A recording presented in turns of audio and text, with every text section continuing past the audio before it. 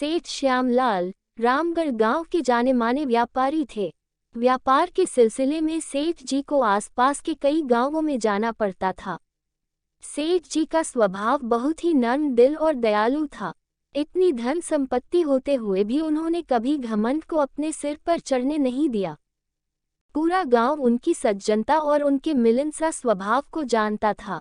सेठ श्यामलाल जब भी किसी नगर या गांव में व्यापार के सिलसिले में जाते थे तो वहां के प्रसिद्ध मंदिर में जरूर माथा टेकते थे। धार्मिक कार्यों में सेठ जी को बहुत आस्था थी।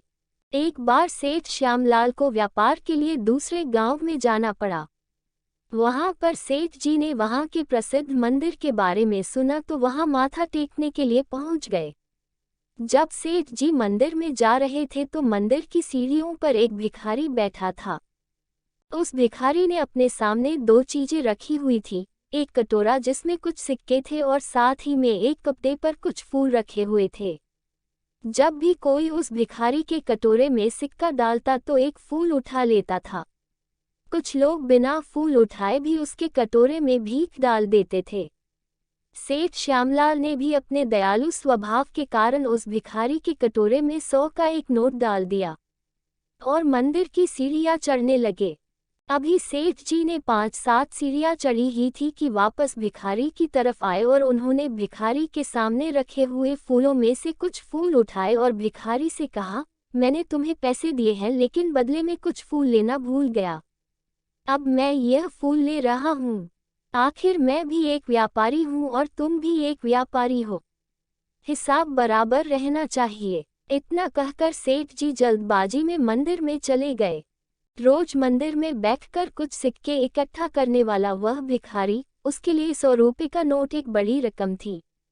इसके बाद सेठ श्यामलाल मंदिर में भगवान के दर्शन करके वापस चले गए और अपने व्यापार का काम पूरा करने के बाद अपने गांव लौट गए। अपने गांव वापस पहुंचकर सेठ जी पहले की तरह अपने काम में व्यस्त हो गए।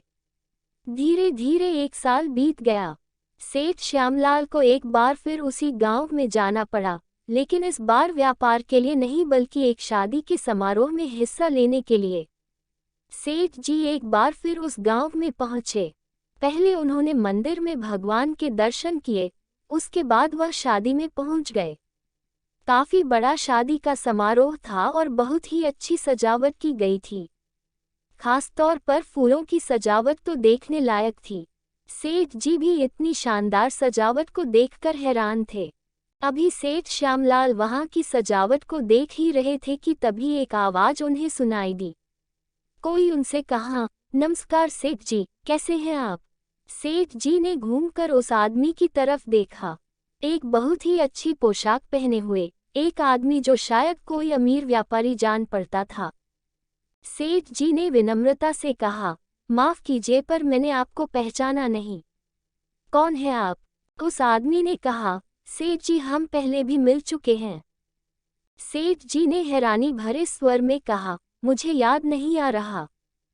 वो आदमी बोला, सेठ जी 1 साल पहले इसी नगर की मंदिर की सीढ़ियों पर आपने एक भिखारी को 100 रुपये दिए थे और कहा था तुम भी एक व्यापारी हो और मैं भी एक व्यापारी हूँ। सेठ जी ने दिमाग पर थोड़ा जोर डालते हुए कहा, अरे हाँ याद आया। उस भिखारी के बारे में तुम कैसे जानते हो? वो आदमी बोला, सेठ जी मैं ही वह भिखारी हूँ। यह सुनकर सेठ हैरान भी थे और खुश भी और वह बोले, अच्छा लेकिन आज तो तुम बिल्कुल बदले हुए हो। वह कैसे? उस आदमी ने जवाब दिया, सेठ जी जब आपने मेरे सामने से फूल उठाए और मुझसे कहा कि मैं एक व्यापारी हूँ और तुम भी एक व्यापारी हो, तो न जाने क्यों यह बात मेरे दिल में घर कर गई।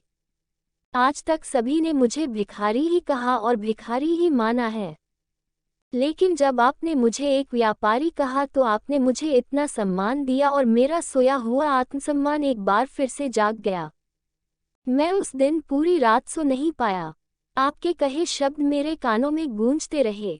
अगले ही दिन मैंने भीख मांगना बंद कर दिया और आपके दिए हुए 100 रुपये से मैंने फूलों का व्यापार शुरू कर दिया।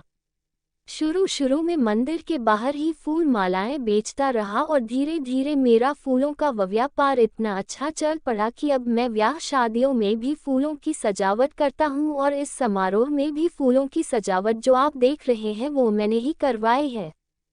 उस आदमी ने आगे कहा, आपके कहे हुए शब्दों ने मेरी पूरी जिंदगी ही बदल दी।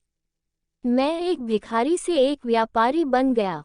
यह सब आपकी ही मेहरबानी है। सेठ जी ने उस व्यक्ति से कहा, यह मेरी नहीं तुम्हारी ही मेहनत का नतीजा है। मैंने तो तुम्हें एक रास्ता दिखाया था, उस रास्ते पर तुम अपने मेहनत से आगे बढ़े हो और अपनी काबिलियत को भी साबित किया। इसी तरह आगे बढ़ते रहना और किसी न किसी जरूरतमंद की सहायता करते रहना। ऐसा कहकर वो दोनों शादी के समारोह का आनंद लेने लगे। उम्मीद करते हैं आपको आज की यह कहानी 100 रुपये की भीख हिंदी स्टोरी जरूर पसंद आई होगी। अगर पसंद आए तो अपने सभी प्रिय दोस्तों और परिवारजनों को यह कहानी जरूर सुनाएं और शेयर भी करें।